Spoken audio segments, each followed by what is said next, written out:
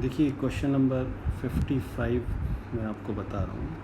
55 में क्या हमें चेक करना है, किस तरह से इसको देखना है। इसमें लिखा है which of the following drugs can not be used clinically to help the patient cope with depression and insomnia. कौन सी ऐसी ड्रग है जिसको हम इंसोम्निया और डिप्रेशन को ट्रीट करने के लिए नहीं ले सकते। डिप्रेशन इसको ट्रीट करने के लिए सूदिंग और कामनेस फील होनी चाहिए विदाउट इंड्यूसिंग स्लीप। तब इसके लिए बेस्ट जो है वो बारबिचुरेट्स हैं, एम्फेटामाइंस वगैरह भी हैं, बेंजोडाइजेपाइंस, ये भी इसी तरह के ये CNS को टारगेट करने वाली मेडिसिन हैं। इंसोम्निया स्लीप इंड्यूस, अगर इंसोम्निया है और अगर कोकेन ली जा रही है तब वो उसको हाइपर कर देगी उस पर्सन को, और उस केस में जो कोकेन जिसको नींद लाने के लिए यूज़ किया गया था वो उसको ज़्यादा एक्टिव बना देगी। तो इस वजह से इसको यूज़ नहीं कर सकते। तो इसमें जो करेक्ट ऑप्शन है वो ऑप्शन डी जो है वो करेक्ट है। ठीक है, ये वाला जो डी ऑप्शन है ये बिल्कुल करेक्ट है। अब आ जाते हैं हम नेक्स्ट क्वेश्चन पर। क्वेश्चन नंबर 88,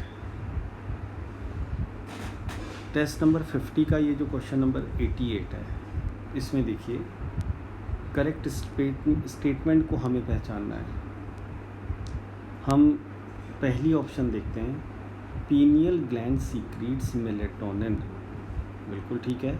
मेलेटोनिन एक एंटागोनिस्टिक हार्मोन है जिसको पीनियल ग्लैंड रिलीज़ करती है। किसके एंटागोनिस्टिक है ये?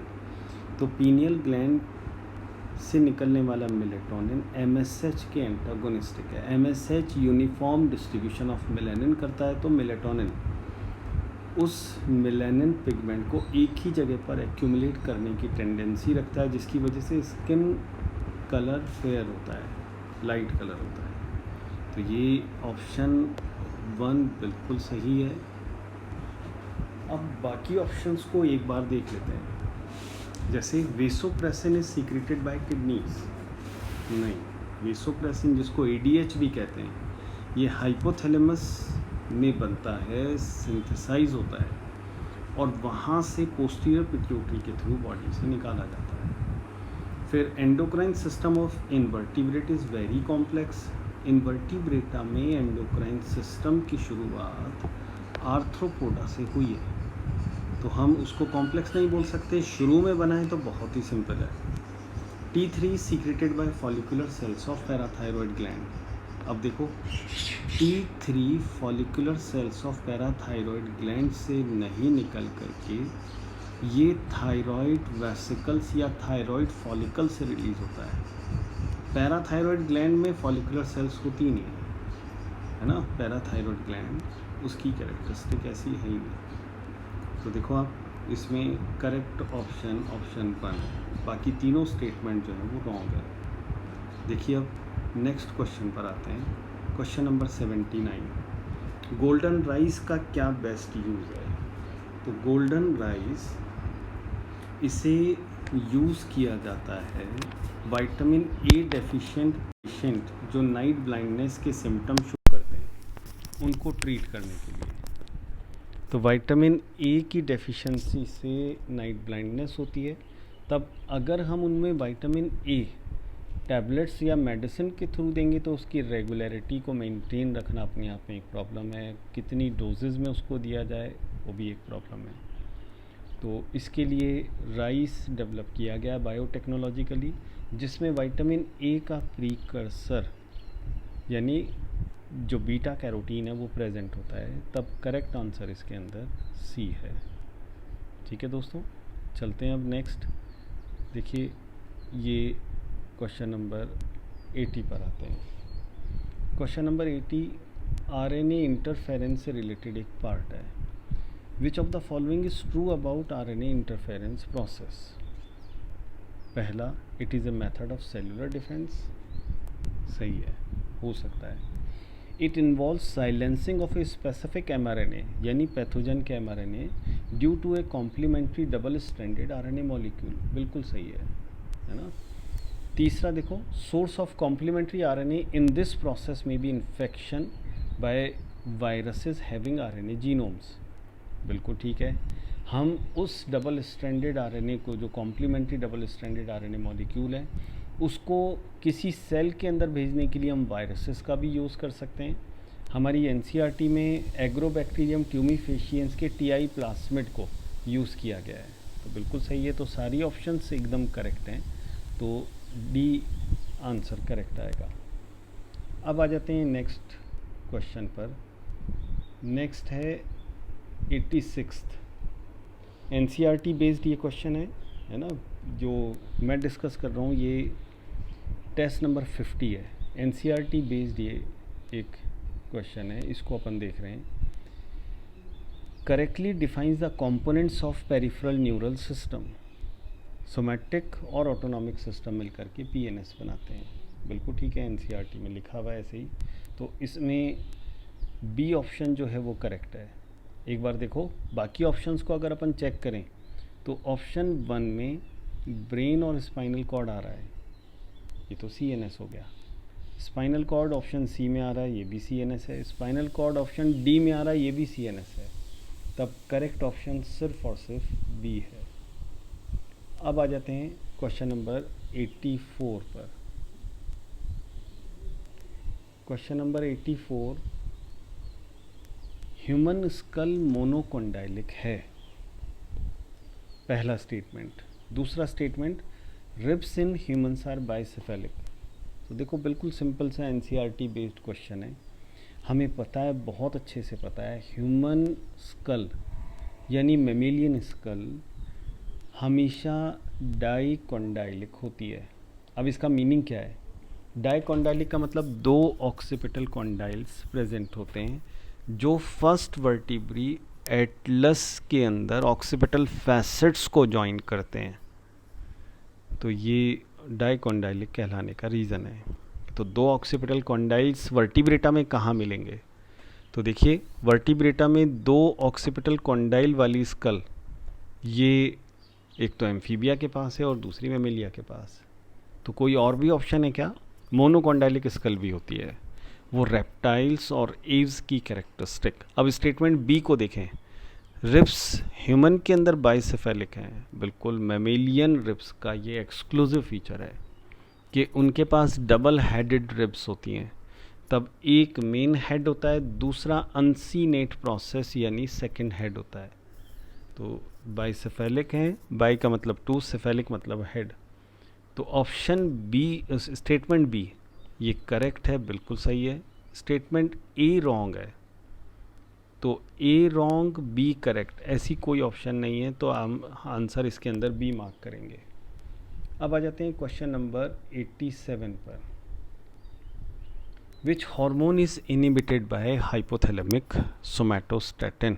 देखिए बहुत इंपॉर्टेंट, हाइपोथैलेमस से सोमैटोस्टैटिन निकलता है, इनिबिटरी हार्मोन निकलते हैं।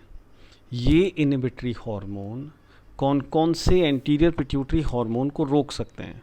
तो देखो याद रखना है आपको, ये PIH की फॉर्म में प्रोलैक्टिन को रोक सकते हैं। ये ग्रोथ हार्मोन इनिबिटरी हार्मोन की फॉर्म में ग्रोथ हार्मोन को रोक सकते हैं बस। PIH इसका नाम डोपामाइन भी है। डोपामाइन 2 एंटीरियर पिट्यूटरी हार्मोन को कंट्रोल करता है, रोकता है। एक मैंने बताया प्रोलैक्टिन, दूसरा MSH जो एक्चुअल में मिडिल लोब का हार्मोन है, लेकिन एंटीरियर लोब में उसकी सेल्स की शिफ्टिंग की वजह से वो रिलीज़ होता है। तो बाकी ऑप्शन देखें, TSH थायराइड स्टिमुलेटिंग हार्मोन, इसके रिलीज़ करने के लिए हाइपोथैलेमस क्या सीक्रेट करता है? TSH-RH। तो कुछ TSH-IH जैसा भी होता है क्या? नहीं होता है। इसका स्टॉपेज या इसको इनिबिट करने का जो सिस्टम है वो फीडबैक इनिबिशन कहलाता है। तो TSH उसी की वजह से रोका जा सकता है। तो फीडबैक इनहिबिशन होगा TSH का, तभी इसको रोका जाएगा। ठीक है, इसी तरह से देखो ACTH एड्रिनोकोर्टिकोट्रॉफिक हार्मोन, इसको कौन रोक सकता है? तो ग्लूकोकॉर्टिकॉइड्स का नेगेटिव फीडबैक इसको कंट्रोल करता है। ठीक है, ACTH को ग्लूकोकॉर्टिकॉइड्स का नेगेटिव फीडबैक सिस्टम कंट्रोल करेगा। ADH को बॉडी पैरामीटर्स कंट्रोल करते हैं, जैसे बॉडी के अंदर वाटर कितना है, वाटर सफिशिएंट अमाउंट में है तो ADH कम रिलीज होगा। वेदर कंडीशन इसको कंट्रोल करती है, जैसे अगर समर्स हैं, बॉडी के अंदर पानी की कमी है तो ADH ज़्यादा रिलीज़ होगा, विंटर्स में ADH कम रिलीज़ किया जाएगा, है ना। इसी तरह से ऑस्मोटिक कंडीशन कैसी है उस पर भी ये डिपेंड करेगा। तो ये सही ऑप्शन इसमें ग्रोथ हार्मोन ऑप्शन बी जो है वो इसके अंदर करेक्ट है। ठीक है,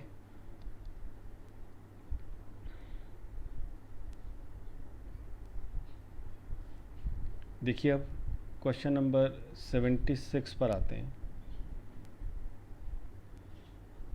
which of the following acts as a natural scavengers, scavengers यानी साफ सफाई करने वाले।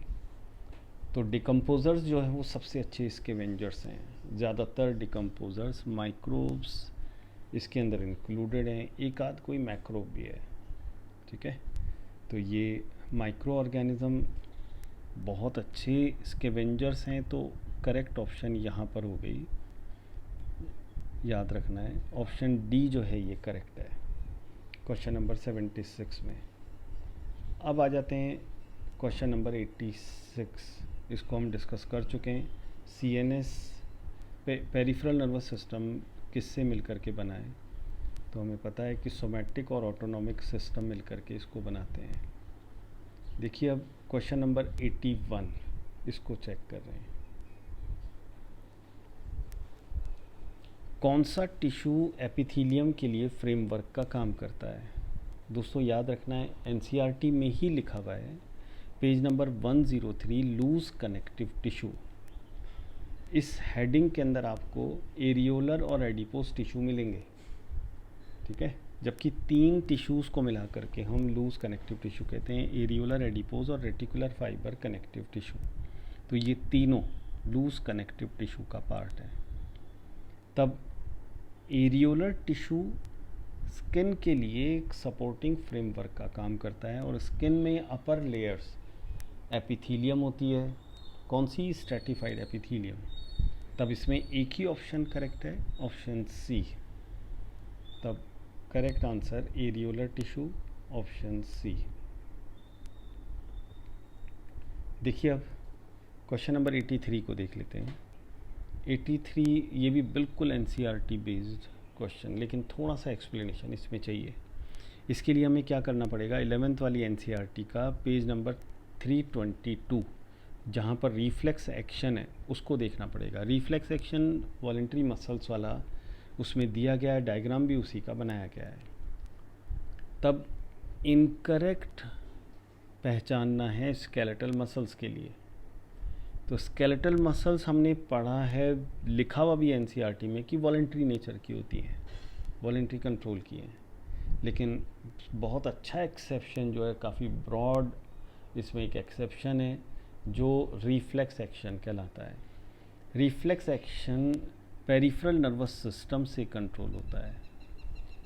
ठीक है, तो हम इनवॉलेंट्री सडन रिस्पॉन्स किसी भी एडवर्स कंडीशन के लिए करेंगे तो हम उसे रिफ्लेक्स एक्शन बोलेंगे, जो स्केलेटल मसल से कंप्लीट होता है।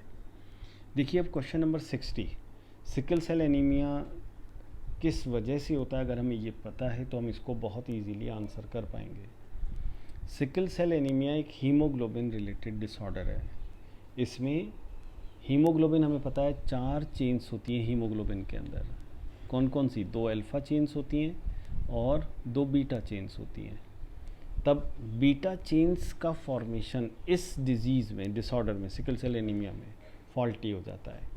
मतलब बीटा चेन में 6 पोजीशन पर जो ग्लूटामिक एसिड होता है उसको हटा करके वेलिन आ जाता है, जिसकी वजह से जो हीमोग्लोबिन डीऑक्सीजनेटेड फॉर्म में है, ये आपस में जुड़ करके लंबी चेन बना लेते हैं, बहुत सारी चेन्स मिल करके हीमोग्लोबिन की कॉर्ड बना लेते हैं और ये कॉर्ड आरबीसी की मेम्ब्रेन पर गिर जाती है। अंडरस्टूड है? जो हीमोग्लोबिन चेन या कॉर्ड फॉर्मेशन कर रहा है वो डीऑक्सीजनेटेड है, उसकी और ऑक्सीजन कैरिंग कैपेसिटी नहीं है, तब ऑक्सीजन की डेफिशिएंसी और डीऑक्सीजनेटेड हीमोग्लोबिन, इसकी लंबी लंबी कॉर्ड्स, इन दोनों की वजह से आरबीसी का शेप सिकल शेप हो जाता है। इस वजह से हम इसको सिकल सेल एनीमिया बोलते हैं। अगर homozygous sickle cell anaemia condition है तब सर्वाइवल पॉसिबल नहीं होगा। होमोजाइगस होने के लिए कितने % आरबीसी का सिकल शेप हो जाना है, कितने % हीमोग्लोबिन का, तो 40% हीमोग्लोबिन अगर सिकल शेप हो जाए तो ये सडन डेथ कॉज करेगा। तो देखिए इसमें जो भी टर्म्स यूज़ हो रही हैं, ठीक है, जैसे मैंने लिखा है यहाँ पर β6 glutamic acid is replaced by valine, ये मैंने लिखा है। तो इसी के हिसाब से आपको आंसर बहुत इजीली भी मिल जाएगा, बस ये हमें पता होना चाहिए कि ये होता कैसे है। देखिए अब ये क्वेश्चन बहुत अच्छा 78, ये भी एनसीईआरटी 12th वाली एनसीईआरटी के पेज नंबर 205 की लाइंस को एज इट इज़ लिख करके इसको बनाया गया है। रिकॉम्बिनेंट डीएनए टेक्नोलॉजी से बनने वाले प्रोडक्ट का हम करते क्या है, हम उसका डाउन स्ट्रीम प्रोसेसिंग फॉलो करते हैं, ठीक है। तो उसमें होता क्या है, प्रोडक्ट्स को हम प्रिजर्वेटिव डाल करके अच्छे से उसको लॉन्ग टर्म के लिए स्टोर करने वाली जो उसकी क्वालिटी उसको मेंटेन करते हैं, है ना, उसके अंदर एक क्वालिटी को इंट्रोड्यूस करवाते हैं, उसकी क्लिनिकल ट्रायल्स करते हैं और जो क्वालिटी कंट्रोल है उसको बहुत स्ट्रिक्टली फॉलो किया जाता है कि अगर हम किसी भी लेवल पर उसको बनाए, चाहे माइक्रो क्वांटिटी लेवल पर या थाउजेंड्स ऑफ लीटर्स में, लेकिन उसकी जो केमिकल नेचर है वो डिस्टर्ब नहीं होनी चाहिए, उसकी जो क्वालिटी कंट्रोल मैकेनिज़्म है वो डिस्टर्ब नहीं होनी चाहिए, तब ये तीनों बिल्कुल सही है, तब ऑप्शन डी जो है वो करेक्ट हो गया। देखिए अब आ जाते हैं क्वेश्चन नंबर 75 पर। Eco R1 NCERT based question है ये। इको R1, इसमें R जो है वो किसको बताता है, तो इको R1 एक रेस्ट्रिक्शन एंजाइम है जिसको ई कोलाई बैक्टीरिया से, किससे, ई कोलाई बैक्टीरिया, इससे लिया गया है, ई कोलाई बैक्टीरिया से लिया गया है। तो उसका कौन सा स्ट्रेन है, RY13 स्ट्रेन, उससे इको R1 निकाला गया है। तो ऑप्शन डी जो है वो करेक्ट है बिल्कुल, है ना। स्ट्रेन R245 जैसी कोई कैरेक्टरिस्टिक नहीं है, ना ये जीन को बताता है, ना ये कोई प्रोकैरियोटिक सेल से रिलेटेड ऑप्शन है। दोस्तों ये लास्ट क्वेश्चन है, क्वेश्चन नंबर 82, कॉकरोच का है। मेल्पिगियन टिब्यूल्स कितनी होती हैं, 100 से 150 होती हैं। क्या होती हैं, ये एक्सक्रीटरी ऑर्गन्स हैं और एक्सक्रीटरी सिस्टम का कॉकरोच के अंदर पार्ट है। कहाँ पर होती हैं, मिडगट और हाइंडगट के जंक्शन पर। क्या काम करती हैं, सराउंडिंग हीमोलिम्फ से जो नाइट्रोजिनस वेस्ट प्रोडक्ट है यूरेट्स की फॉर्म में, ये इन ट्यूब्यूल्स के ल्यूमेन के अंदर डाल देती हैं। तब उस यूरेट से यूरिक एसिड बनता है जो एलिमेंट्री कैनाल के पोस्टीरियर यानी लार्ज इंटेस्टाइन से होता हुआ, ये है ना हाइंडगट से होता हुआ एनस के थ्रू ये बॉडी से निकाल दिया जाता है। तो इनका काउंट 100 से 150 तक होता है और ये थ्रेड लाइक ट्यूब्यूल्स होती हैं जो मिडगट और हाइंडगट के जंक्शन पर है। तब ऑप्शन सी जो है वो करेक्ट है। अब जो भी नेक्स्ट पेपर होगा उसके अंदर हम इसी तरह से सिलेक्टेड क्वेश्चंस लेंगे, ठीक है।